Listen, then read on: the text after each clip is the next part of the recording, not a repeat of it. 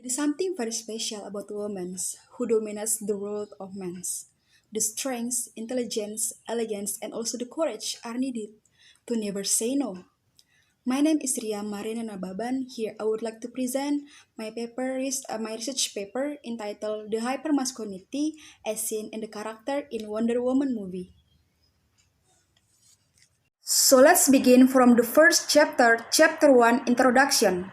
So according to Donald L. Moser and Mark Sirkin in 1984, Moser and Sirkin have originally defined hypermasculinity as consisting of three variables. So for the first, callous behavior toward women, and a regard toward emotional displays as feminine, and the second is the belief that violence is manly, and the last, the experience of danger is existing. Although often overlooked in discussions about masculinity, women can also express masculine traits in their behavior. In Western culture, women's masculinity has been divided into identities such as tomboy and butch. Although female masculinity is often associated with lesbianism, expressing masculinity doesn't have to be related to women's sexuality. In feminist philosophy, female masculinity is often characterized as a type of gender performance that challenges the masculinity and dominance of men.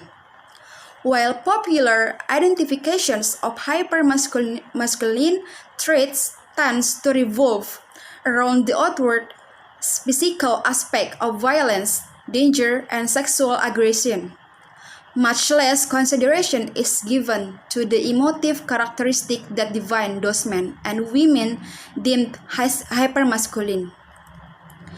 Departing from Julia Kristeva's thought, anyone, including women, should be able to place themselves on the masculine or feminine side.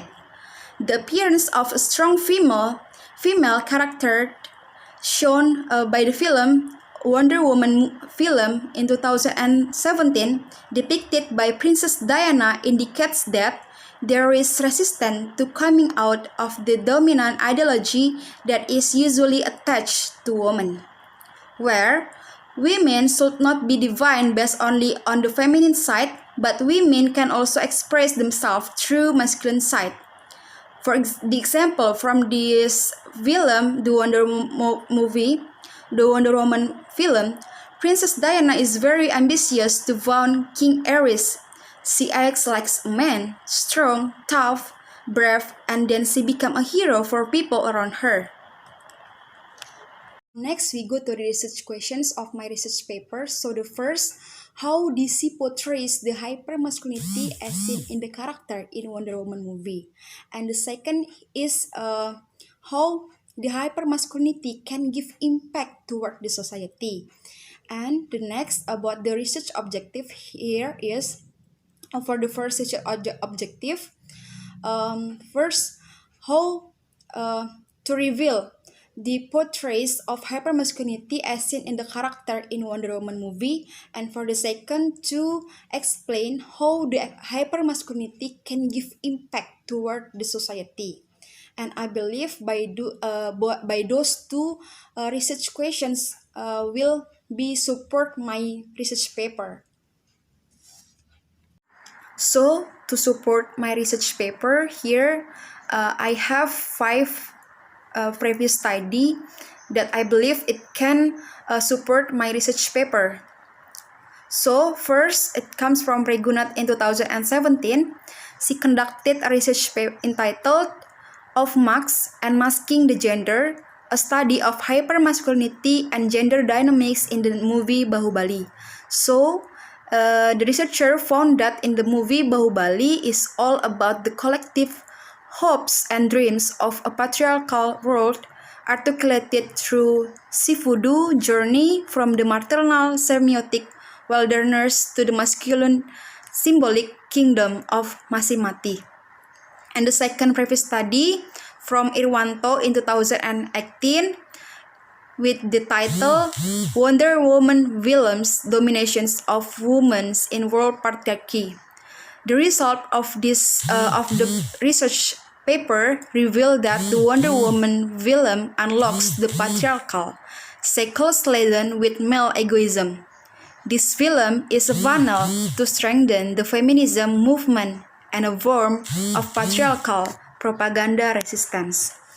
And the third previous study I take from Rahmawati in 2018 with the title Representation of Gender Characters Diana in Wonder Woman Villain.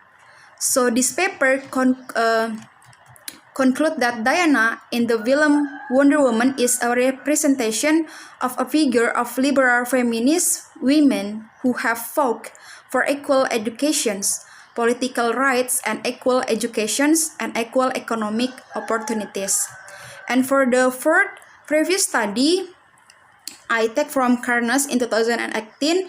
She conducted a research entitled Wonder Woman, a classical hero, modern superheroine, and feminist figure. So the theory in that research paper used the theory from Marston in 2000. He said that Wonder Woman is actually a dramatized symbol of her sex. She's true to life, true to the universal characteristic of women everywhere. Her magic lasso is merely a symbol of feminine charm, allure, warmth, and attraction. And the last previous study comes from Caroline in 2001 with the title Tough Guys, the portrayal of hypermasculinity and aggressions televised police dramas. So, in the paper, it is about the portrayal of hypermasculine female has potential consequences for socializations of audience members into roles and for the learning of aggressions from exposure due to the frequent correlations between exaggerated expressions of masculinity and aggressions. We go to the theoretical framework of my research paper. So here I use two approaches to support my research paper. So for the first, feminist theory. So I use the feminist theory from American gender theorist who is a professor of comparative literature and rhetoric at University of California named Judith Butler. So Judith Butler focused on her ideas about feminism and gender, particularly those presented in her book entitled Gender Trouble, Feminism, and the Subversion of Identity.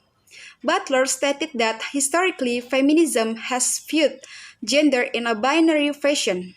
In other words, humans are typically divided into two distinct categories, men and women. Butler believed that feminists should not try divine women, and she also believed that feminists should focus on providing an account of how power functions and shapes our understanding of womanhood, not only in society at large, but also within the feminist movement. And next, the next approach is I use the hypermasculinity approach. So according to Craig Alexander Newmark, hypermasculinity is a sociological term denoting exaggerated forms of masculinity, virility, and physicality. Scholars have suggested that there are three distinct characteristics associated with the hypermasculine personality. So for the first, the view of violence as manly, the second, the perception of dangers as existing and sensational, and the last, callous behavior toward women and a regard toward emotional displays as feminine. So here, but their hypermasculinity not always come from men but also women. Women here is become a tomboy or butch. We can say that they can be men, they are stronger than men, and they act like men. We can take an example from Captain Marvel movie that there is a woman that become a hero for her surrounding. Carol Danvers have a big power, tenacity, stamina, and in the above normal physical. To the chapter 3, it is about the method of research. So here in my research paper, I use the research design, so I use qualitative research method. So qualitative research is defined as a market research method that focuses on obtaining data through open-ended and conversational communications. So by this method, I believe it can help me in revealing the portraits and the impacts in Wonder Woman movie. And the next we go to the data and data sources. So data collecting is the process of gathering and measuring information on targeted variables in an established system, which then enables one to answer relevant questions and evaluate outcomes. And also here, the data sources of this research is from movie Wonder Woman movie by Patty Jenkins. The supporting data includes journal, essay, and analysis, and also internet articles that the writer believe it can give the relevant with the finding. And next, we go to the data collecting technique. So here the researcher want to acknowledging a technique used in this study. To make this study successful, the writer applies some steps in collecting data. The writer used the movie from Patty Jenkins entitled Wonder Woman as the main data sources to acquire the relevant findings. So I use some steps here. There are two steps in my data collecting technique. The first, the researcher watched the movie carefully. Pay attention in every scene and part that shows in movie. The researcher need to take note for every important point that will answer the formulated research question. And for the second technique here is when the researcher have nothing and also coding the data sources, the next step is gathering all of the data that has been collected. And also the writer also need to highlight and give a sign for every statement and dialogue that correlate with the issue of hypermasculinity which suffered by Diana's character. And about the data analyzing technique, so after collecting all of the necessary data to support the research, is the next step I need to analyze the data. So the writer used the theory and approaches in order to help the writer to analyze the data properly. So here there are 4 steps of analyzing the data, which are as follows. The first, selecting stage. In this first step, the writer started to select the data, which means the reader began to separate the irrelevant data and relevant data which will support to answer the research question.